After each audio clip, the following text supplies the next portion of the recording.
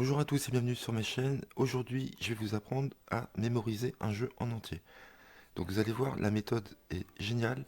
Vous allez voir, ça c'est une nouvelle méthode. Elle n'est pas très difficile. Vous aurez juste quelque chose à apprendre. Donc avant de vous expliquer tout ça en détail, je vais vous faire la démo. Et donc ce qui est fort dans ce tour, vous allez voir, c'est que le spectateur va mélanger le jeu deux fois en riffle shuffle et le couper deux fois également. Donc ça c'est très fort que le spectateur puisse mélanger deux fois avant qu'on puisse mémoriser le jeu en entier. Donc vous dites à votre spectateur de couper à peu près en son centre et de mélanger soit en riffle ou soit en rosace. Vous lui demandez de couper le jeu. Où il veut.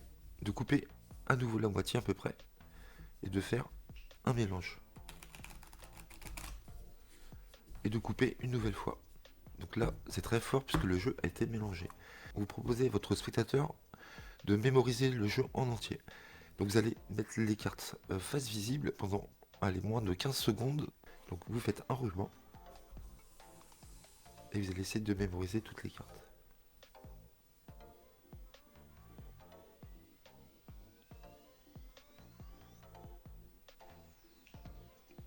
Ok. Vous donnez les cartes dans les mains du spectateur face cachée et vous allez lui dire que il va devoir distribuer les cartes une à une à partir du dessus du jeu face cachée, face visible. Et vous allez essayer, dans un premier temps, de retrouver toutes les cartes en trèfle. D'accord. Vous allez essayer de retrouver dans l'ordre qu'elles arrivent, vous allez essayer de deviner toutes les cartes en trèfle. Donc il s'exécute, mais avant qu'il distribue la première carte, vous lui dites: je pense que la première carte en trèfle sur laquelle on va tomber est un 9. Donc on est bien sur un 9. Ensuite nous aurons un 5 de trèfle. Nous avons bien un 5 de trèfle. Donc il faut mettre les cartes de côté. Pardon, j'ai oublié. Ensuite je pense qu'il y aura une dame de trèfle. Donc nous avons bien la dame de trèfle. Ensuite je vois un 4 de trèfle. Nous avons bien un 4 de trèfle. Ensuite un as de trèfle. Donc le spectateur distribue. Un as de trèfle, oui, nous avons bien un as de trèfle. Ensuite nous aurons un 6. Ensuite un valet. Ensuite nous aurons un 8. Il me semble, un 8 de trèfle. Oui. Nous aurons ensuite un roi, il me semble. Ensuite un 3, ça j'en suis sûr. Je crois que c'est le 3. Oui. Un 10. Un 2. Un 7. Je crois que c'est la dernière carte. Un 7. Un 7 ici. Voilà. Donc vous venez de nommer toutes les cartes en trèfle. Vous proposez au spectateur de continuer l'expérience. Cette fois-ci, il devra tenir les cartes en main gauche face visible. Et donc maintenant, on va essayer de nommer toutes les cartes en carreau. Donc cette fois-ci, il les tient face visible, il les dépose face visible. Et il les mettra de côté. Donc vous dites: je pense que la première carte en carreau sur laquelle on va tomber est un 5. Donc le spectateur distribue. On arrive bien sur un 5. Bien évidemment, il faut que vous disiez la carte avant qu'il la mette ici, parce qu'il pourrait y avoir un autre carreau juste derrière. Donc là vous dites: je pense que la prochaine après le 5 ça sera un 8. Ah bah vous voyez, on tombe sur un 8. Donc c'est pour ça que c'est important de le dire avant. Donc là je pense que la prochaine carte ça sera un valet de carreau. Donc c'est bon, on tombe sur un valet de carreau. Je pense qu'après nous aurons un as de carreau. On a bien un as de carreau. Ensuite on aura un 4 de carreau. On est bon toujours. Là un 7 de carreau ensuite. Un 10. Un roi. Un roi. Oui, nous avons bien un roi. Ensuite un 3 de carreau. Ensuite un 6 de carreau. Je pense qu'on a tout fait. Il doit en rester un ou deux. Un 6 de carreau. Ensuite je vois un 9. Oui. Ensuite une dame. Et ensuite un 2. Et je crois qu'il n'y en a plus après. Voilà. Nous avons trouvé toutes les cartes en carreau dans l'ordre qu'elles arrivaient. Donc bien évidemment j'ai oublié de les mettre de côté. Je suis désolé. J'aurais dû les mettre de côté. Donc je les mets vite fait de côté. Il va nous rester que les piques et les cœurs. Vous demandez au spectateur de les mettre de côté quand on arrive sur des cartes en carreau. C'est pas grave, on perd juste un petit peu de temps. Hop. Vous avez réussi pour les carreaux et les trèfles. Et maintenant, on va s'occuper des piques et des cœurs qui restent en main ici. Donc là, ce qui est intéressant, c'est que vous allez pouvoir dire, on va séparer les couleurs. Et ça, c'est le spectateur qui va tenir les cartes, toujours. Il va les tenir face cachée, bien évidemment. Ok. Donc vous dites au spectateur, vous allez déposer les cœurs ici et les piques ici. D'accord. Donc je pense que la première carte, parce que j'ai quand même réussi à mémoriser tout le jour entier, je vous rappelle, est un cœur. Donc veuillez déposer la carte ici. Ensuite, un pique ici. Je pense qu'après c'était un cœur, un 3 de cœur, un 4 de pique, un 5 de cœur, un 6 de pique. Ah non, je pense que c'est un cœur. Là, je crois que c'est l'as de pique, le roi de pique, la dame de pique, le 10 de cœur. Là, je pense que c'est un pique, un cœur, un pique. Là, je me rappelle plus, mais je pense que c'est un cœur. Il se peut que je me trompe, hein. Ça peut arriver. Un pique là, vous dites à votre spectateur de déposer cette carte là ici. Vous pensez que c'est un cœur, ça c'est un pique. Un 9 de cœur, je sais pas si j'ai déjà dit. Ça c'est cœur, je pense. Ça aussi, si je me rappelle bien. Pique et pique, voilà. Donc, vous rassemblez les cartes comme ça et vous demandez au spectateur de retourner chaque tas. Et on regarde et effectivement, on a bien réussi à nommer tous les pics, du moins à les mettre tous ensemble.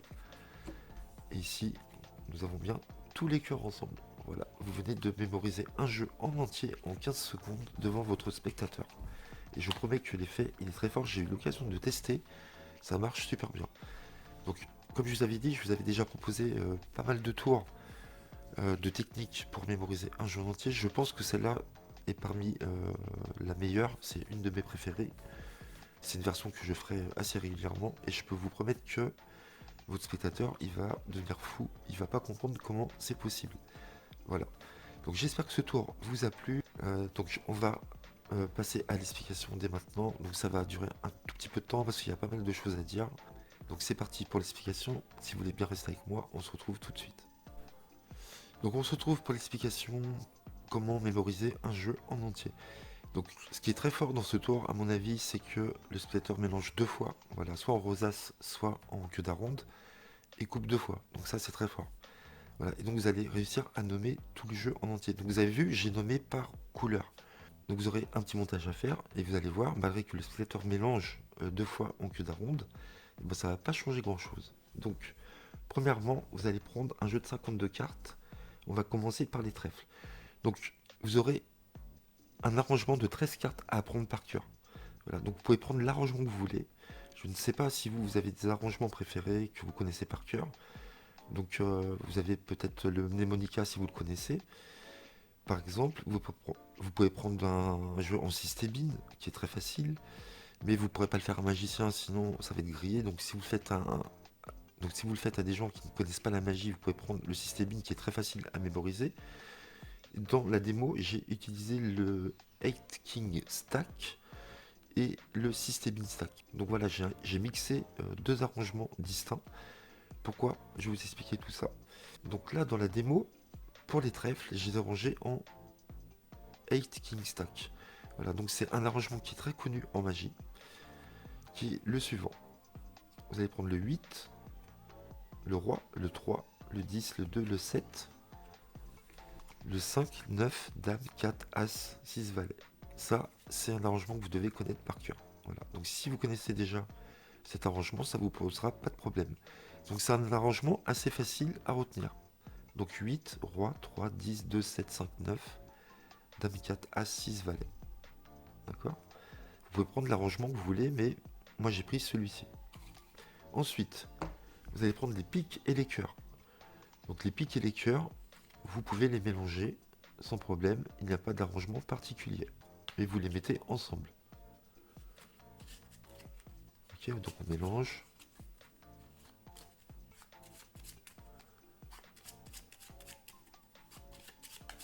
Ça c'est fait. Ensuite les carreaux, alors là j'ai utilisé le systébine. Alors on pourrait faire exactement le même arrangement, mais il faudrait inverser les cartes, c'est-à-dire mettre le 8 ici, ensuite le roi ici. Pourquoi? Parce que ça va nous éviter de dire deux fois le même arrangement. C'est-à-dire que si vous décidez de ne pas utiliser Stébine et que vous voulez utiliser deux fois le même arrangement, il va falloir inverser l'autre arrangement. Parce qu'on va commencer à dire dans cet ordre-là, et la deuxième fois, si on dit exactement dans le même ordre, ça pourrait paraître suspect par rapport à votre spectateur.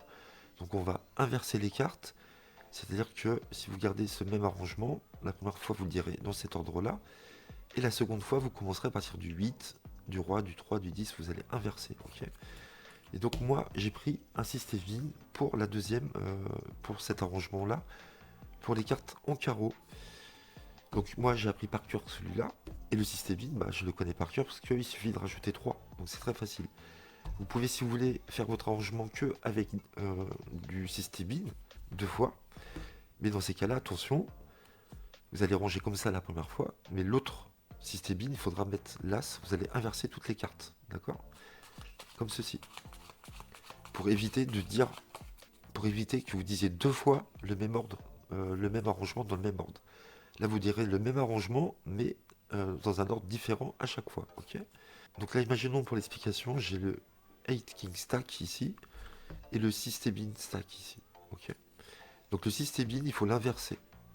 Donc on commence par l'As, le 4, on rajoute 3 à chaque fois. On part de droite à gauche. As, 4, 7, 10, Roi, 3, 6, 9, Dame, 2, 5, 8, Valet. Vous voyez, on a 3 à chaque fois. Cet arrangement-là, vous allez le mettre sur l'arrangement des piques et des cœurs. Et le 8 King Stack, vous allez le mettre sur le dessus du jeu. Donc là, vous êtes prêts à commencer votre tour. Donc comment ça se passe? Vous pouvez très bien montrer votre jeu au spectateur dès le départ, mais vous allez montrer que la moitié du jeu. C'est-à-dire vous allez montrer les piques et les cœurs. Donc vous allez assez rapidement, il faut que ce soit bref, d'accord? Vous dites voilà j'ai un jeu de 52 cartes, vous êtes là comme ça, hop, vous retournez, vous dites je vais essayer de mémoriser le jeu, mais avant tout, vous allez mélanger le jeu deux fois. Donc là c'est très fort, comme je vous ai dit dans le tour, le spectateur peut mélanger deux fois. Donc soit en cul d'aronde, soit en rosace. Là on va faire riffle shuffle. Donc spectateur mélange en riffle. Vous lui demandez de couper où il veut et de refaire un mélange. Donc on refait un mélange comme ceci et de couper une nouvelle fois. Donc là le jeu est mélangé. Vous allez dire que vous allez essayer de mémoriser le jeu en moins de 15 secondes. Donc vous faites un ruban.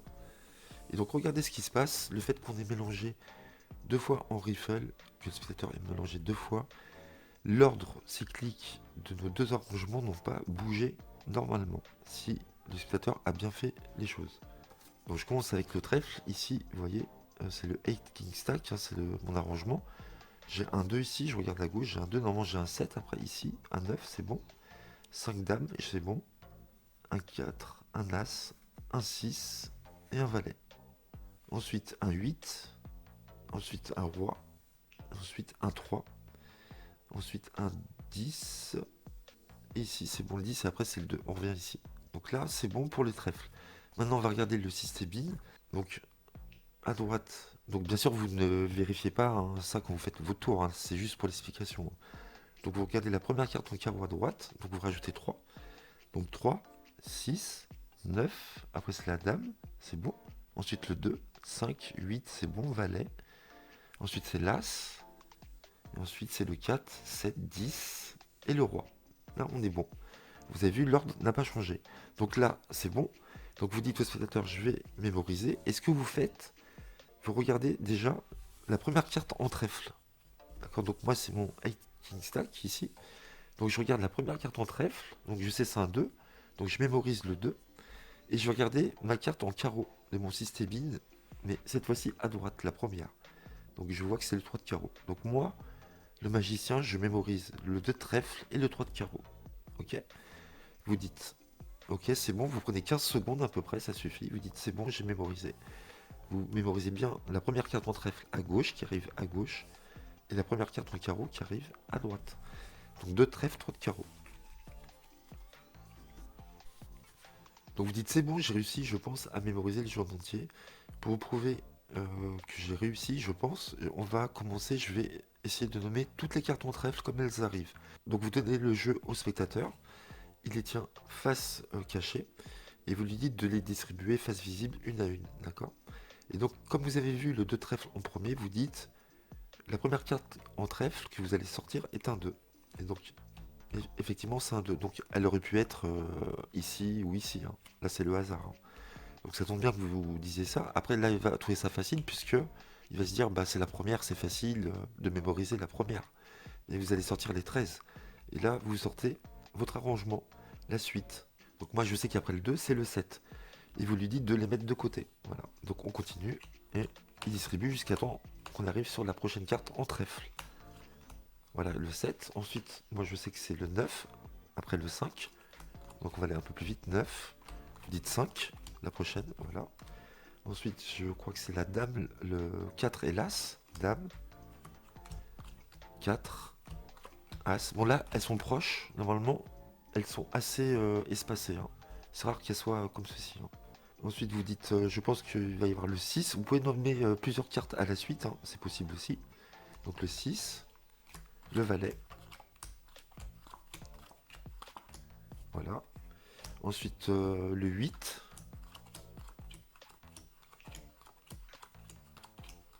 Ok. Le roi. Ensuite, le 3. Il y aura le roi et après le 3, il me semble. Voilà. Donc là, vous avez tout bon. Le 3. Ok. Et le 10.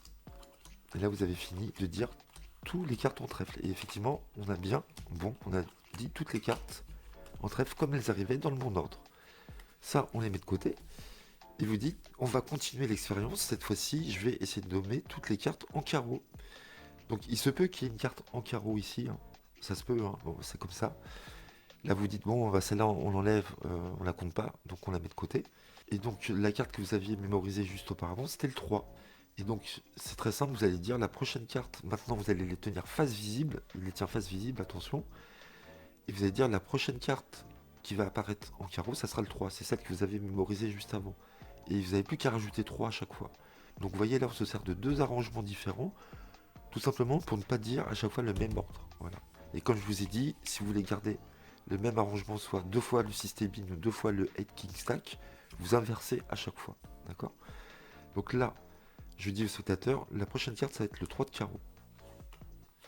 Et attention, il ne faut pas qu'il distribue tout de suite, sinon vous pourrez voir un autre carreau derrière, hein. Donc il faut que vous disiez la carte avant qu'il la mette ici. Donc là, vous rajoutez 3, vous dites la prochaine, ça sera le 6. Ok. Ensuite, le 9. Attendez avant de la déposer, je pense qu'après, ça sera la dame. Donc ça, les carreaux, il faut les mettre de côté aussi, hein. Pardon, on les met de côté. Voilà. La dame. Ok. Donc ensuite, vous dites, je pense qu'après la dame, il y aura le 2. Donc effectivement, il y a le 2. Ensuite, le 5. Ensuite, le 8. Ensuite, le valet. Ensuite, l'as. Ensuite, le 4. J'ai commencé le 9, ok. Ensuite, le 4. Le 4 ici. Ensuite, le 7. Et le 10. Et je crois que c'est fini. On a dit le roi. Et le roi. Et le roi. Donc là, tac, tac. Et le roi. Voilà. Là, vous venez de dire toutes les cartes en carreau. Et donc là, il reste les cœurs et les piques. Et vous allez voir comment on va faire cette fois-ci. Vous dites au spectateur de prendre les cartes face cachée dans la main, dans ses mains à lui. Donc c'est mieux qu'il les garde dans les mains plutôt que vous le fassiez. Il pourrait penser que vous regardez quelque chose. Effectivement, vous allez regarder quelque chose. Vous allez marquer toutes vos cartes en cœur. Donc toutes mes cartes en cœur, en fin de compte, je les ai marquées avec ce stylo ici. Donc je les ai marquées au centre. Voilà, j'ai mis un petit point au centre, j'ai colorié. Au centre, ici c'est blanc. Donc j'ai des talios, hein. Et là j'ai mis un petit point, j'ai mis du feutre ici rouge. Et donc là vous dites au spectateur, je vais essayer de vous nommer, je vais essayer de séparer cette fois-ci les cœurs des piques. Et là ce que vous avez juste à faire, c'est de regarder les cartes que le spectateur tient dans la main et regarder votre marquage, tout simplement. Et vous dites, voilà, vous allez mettre les cœurs ici et les piques ici. Donc vous dites, vous regardez le marquage, donc vous mettez à côté du spectateur, hein. Donc vous regardez le marquage ici, vous savez que c'est du cœur, vous dites, veuillez déposer la carte à gauche, je pense que c'est une carte en cœur. Vous avez vu là, je dis juste, c'est une carte en cœur, je donne pas la valeur des cartes. D'accord? Vous n'êtes pas obligé de le faire à ce moment-là. Donc là, je vois un pic. Et vous allez voir, j'ai trouvé un petit truc très sympa à faire. Donc là, vous ne voyez pas de marquage ici, donc vous savez que c'est un pic. Il la dépose à droite. Vous regardez dans les mains du spectateur discrètement, vous dites, là, la prochaine, je pense que c'est un pic. Là, un pic. Là, un cœur. Et donc, ce qui est intéressant à ce moment-là, c'est que vous pouvez nommer des valeurs au hasard. Puisque de toute façon, les cartes sont déposées face cachée, le spectateur ne va pas se rappeler laquelle vous avez dit, qu'on va retourner après pour vérifier. Ok? Donc là, c'est bien de le faire, mais pas pour toutes les cartes. Vous dites par exemple, celle-là, je pense que c'est du pique, c'est un 2. Allez-y, déposez-le. Là, c'est un 5. Alors, c'est du pique, hein. Là, je crois que c'est un 8 de cœur. Ensuite, un valet de cœur. Là, je pense que c'est une carte en cœur. Allez-y. Là, en cœur, vous avez vu? Des fois, je dis juste cœur et des fois, j'ai dit une valeur. Là, c'est un as de pique. Allez-y, déposez-le là. Là, je vois un roi de cœur. Là, je vois du pique, du cœur, du cœur. Et vous faites ça jusqu'à la fin. D'accord? Vous regardez votre marquage. Donc là, je sais qu'à chaque fois, c'est soit du pique, soit du cœur. Donc là, tac, vous vous dites, je pense que ça, c'est le 4 de pique, le 6 de cœur, et ça, c'est le 2 de pique. Voilà. Donc vous n'êtes pas obligé de le dire, ça, hein, mais faites-le de temps en temps.